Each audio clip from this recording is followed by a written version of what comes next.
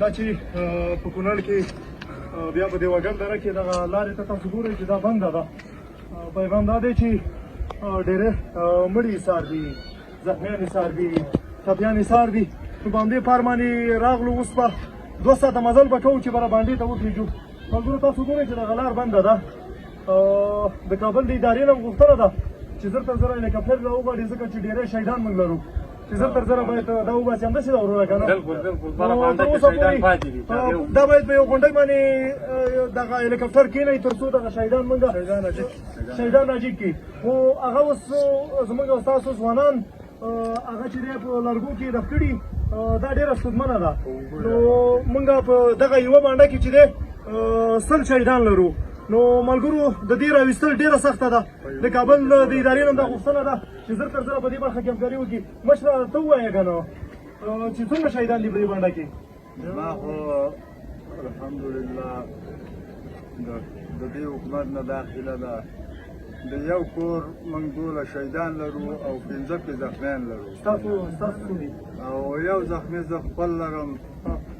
او اوس د باندې شپېتونه اوښتي دي چې دا دې ته راکوز شو. نور معلومات نشته، زخمیان معلوم نه دي، د دې تعداد د مړو معلوم نه دی. کوټې ورانې پرتې دي، محلونه وران دي.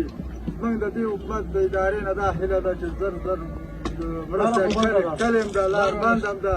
په دې حکومت دې هلیکاپټر ته ضرورت دی او دې حکومت موږ څه کومک هم کړی دی. د ننه پورې الحمدلله ښه ولاړ دي، ښه روان دي. الله دې همداسې لري کامیاب دي شي ستا پیغام شي دی والله. ما همدغه پیغام دی چې الله تعالی دې ستاسو څو شهیدان شوي؟ زموږ همدغه کور کې زموږ زخمي دي، دا زما ورور دی. خدای دې روغ کړي، خدای دې روغ کړي. الله دې چپه شوی دی، الله تعالی څونه کښتې دي ښه مال یې کړی چې هغه مړه کړی دی. مال د شیشه دا کښته پیدا کېږي، انسانان نه پیدا کېږي. هغه د مخلوق داسې کور دی، نو زخمي دي، شهیدان دي. خدای دې رحم وکړي په وطن باندې. دغه وګورئ، دا شهید دی خو نه؟ دا شهید دی. ملګرو تاسو ګورئ چې دا شهید د باندې نه راښکته کړو. پیغام دا دی چې د هلیکاپټر غم باید وشي. که هلیکاپټر نه وي نو دا ډېره ستونزمنه ده. بندې کړه. نه پوهېږم.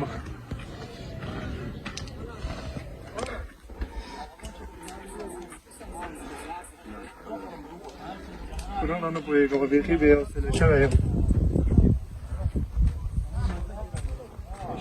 دلته به ډېر احتیاط وکړئ، غټې غټې ګټې دي.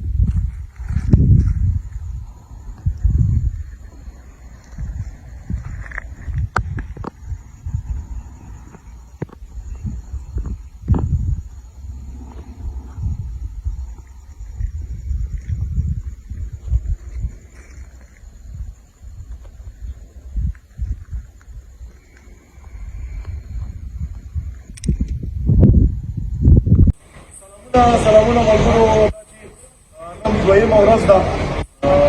موږ روان یې د دیوګل په لور باندې. تاسو ګورئ چې د نورستان پوهنتون دغه محصلین د نورستان پوهنتون نه راغله. ډېر د خوښۍ احساس کوم چې همدې ته اجتماعیتوب وایي، همدې ته ملي یووالی وایي. دغه ځوانان چې راغله، موږ روان یو په منډو کې اکثره شهیدان پاتې دي.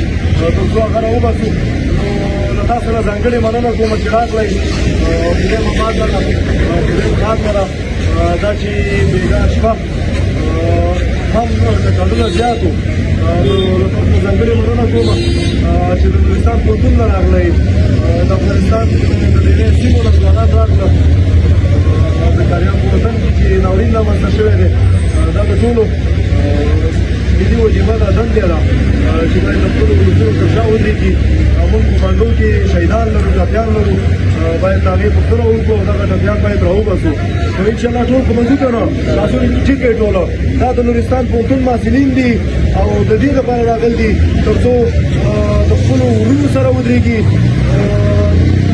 شهیدان په بانډو کې پاتې دي هلته خدمت ته ضرورت دی کار ته ضرورت دی انشاءالله ټول ځوانان به کوي مننه ډېره مننه سلامونه ملګرو دا چې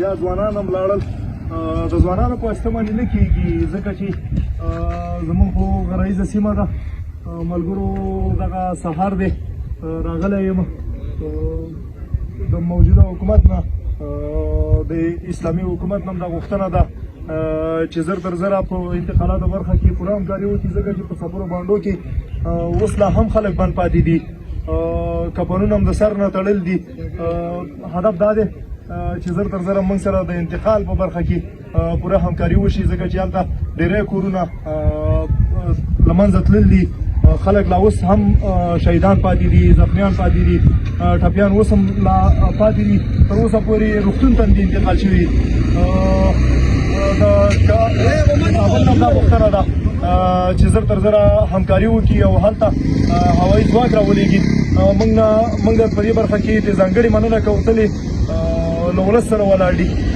خدمت یې کړی دی خدمت یې موږ ستایو خو پیغام دا دی چې په دغه سیمو کې ډېری کورونه اوس لا هم خلک له خاورو لاندې دي شهیدان لرو ټپیان لرو په دې برخه کې د انتقالاتو په برخه کې باید هلیکاپټر په یو غر په سر باندې کېني په څپرو بانډه کې دغسې نورې بانډې دي تر څو چې دلته کېني نو د دې شهیدانو راتګ په دې غر باندې ډېر سخت دی مننه